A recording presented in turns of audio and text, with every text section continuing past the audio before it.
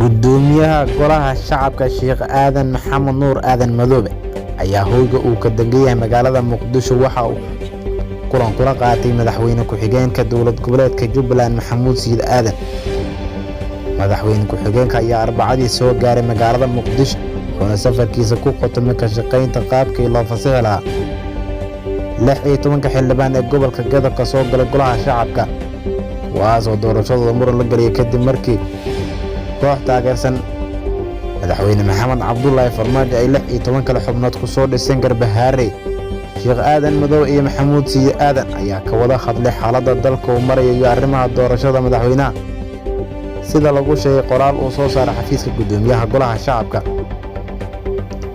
mudane Maxamuud Sayid Aadan ayaa kulanka kadib u hambalyeeyay gudoonka baarlamaanka Jamhuuriyadda Federaalka Soomaaliya isagoo eebag u baryay in xilka loo doortay uu kuwaas dura ayaa lagu yiri warka qoraalka ka soo baxay xafiiska gudoomiyaha golaha shacabka. xog hoose oo aan helnay ayaa kulankaasi waxa ay sheegayaan in Aadan Madoobe iyo Maxamuud Sayid Aadan ay aad u gorfayeen sidii loo maareyn karo khilaafka ka taagan doorashada 16 kursi ee gobolka Gaza oo ay isku haystaan 32 xubnood oo lagu kala doortay Elwaq iyo Garbahaare. sanado badan kadib Maxamuud Sayid Aadan ayaa Arbacadii Muqdisho u yimid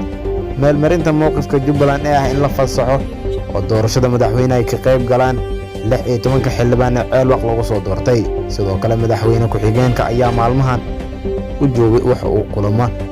kula qaatay Muqdisho kula yeeshay xubno ka tirsan xukuumadda guddiga doorashooyinka heer federaal. xildhibaanada doorashadooda lagu murusan yahay wuxuuna dadaal xoogan ugu jira sidii loo fasaxi lahaa xildhibaanadii ay Jubbaland ku soo dhistay magaalada Elwaq.